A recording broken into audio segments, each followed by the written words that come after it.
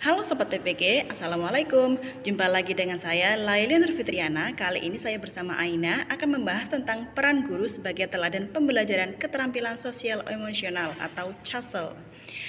Sobat PPG bisa membukanya di LMS mata kuliah pembelajaran sosial emosional, tepatnya di topik ketiga, ruang kolaborasi dan demonstrasi kontekstual. Langsung saja ya.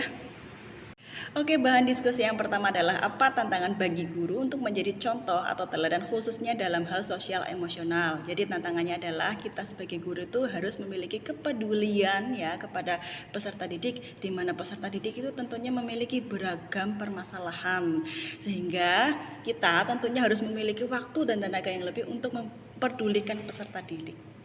Yang kedua adalah kita sebagai guru harus memiliki sensitivitas, karena sikap guru yang responsif terhadap perasaan orang lain mampu memahami bantuan atau apapun yang dibutuhkan itu sangat dibutuhkan oleh peserta didik.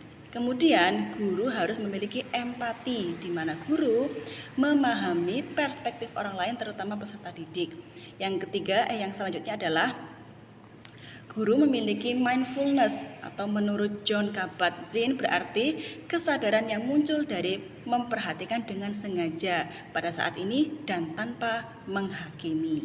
Bahan diskusi yang selanjutnya adalah berikan contoh real berupa kasus yang ada berkaitan dengan hal-hal yang di atas berdasarkan pada pengalaman Anda mengamati proses belajar mengajar yang pernah Anda ikuti.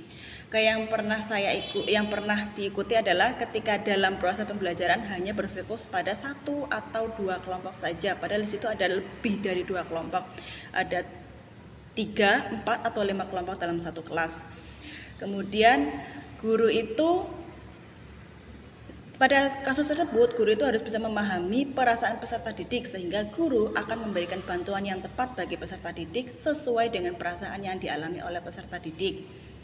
Yang ketiga, pada kasus tersebut, guru memiliki kemampuan dapat memahami perasaan dirinya dan perasaan peserta didik agar dapat menentukan keputusan dalam melakukan proses pembelajaran.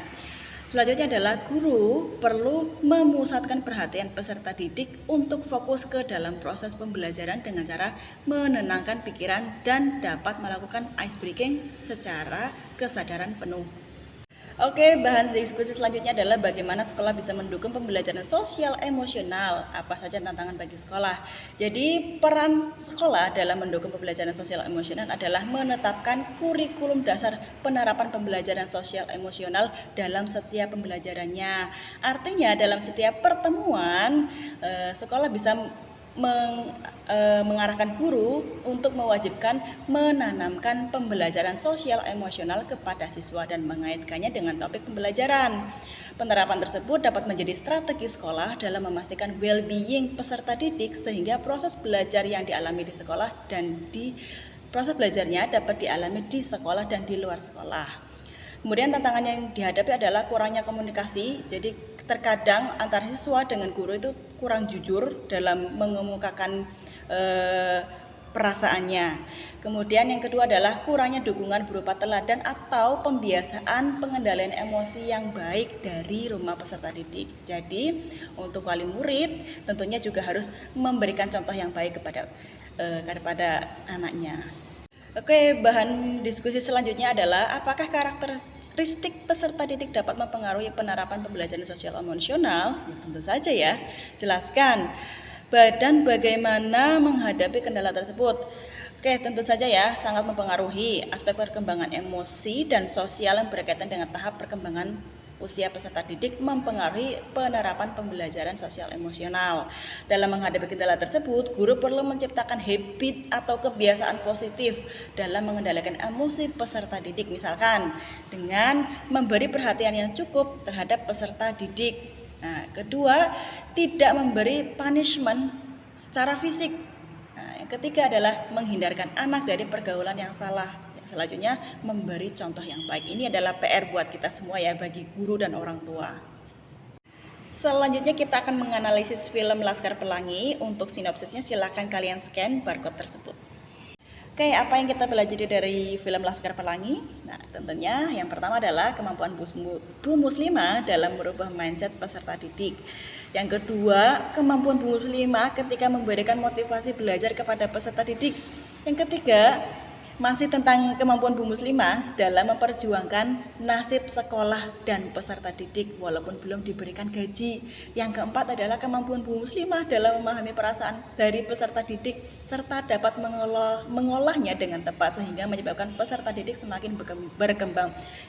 Jadi di sekolah ini dengan dukungan penuh dari Bu Muslimah dan kepala sekolah tentunya ya, bisa mengubah siswa yang tadinya insecure dengan kemampuan dirinya dan kemampuan sekolahnya menjadi siswa yang penuh prestasi. Selanjutnya kita akan mengulas film tentang Deadwood Society. Untuk ringkasan filmnya kalian bisa scan barcode tersebut ya. Nah, apa yang bisa kita pelajari dari film tersebut? Tentunya Mr. Kriting melakukan berbagai variasi pembelajaran sehingga murid tersebut merasa nyaman dan senang ketika belajar. Yang kedua, Mr. Kriting juga menerapkan self-awareness dan self-management agar muridnya itu mampu tertarik dengan pelajarannya. Yang ketiga adalah kemampuan Mr. Kriting dalam memahami perasaan muridnya serta dapat memberikan respon yang baik pada perasaan muridnya, menjadikan setiap tindakan dalam proses pembelajaran Mr. Kriting lebih disenangi muridnya. Nah, itu tadi ulasan kita tentang peran guru sebagai teladan pembelajaran keterampilan sosial emosional. Semoga bisa membantu dan menjadi rujukan teman-teman semua. Sampai di sini, sampai jumpa di video-video selanjutnya. Jangan lupa di-subscribe. Assalamualaikum warahmatullahi wabarakatuh.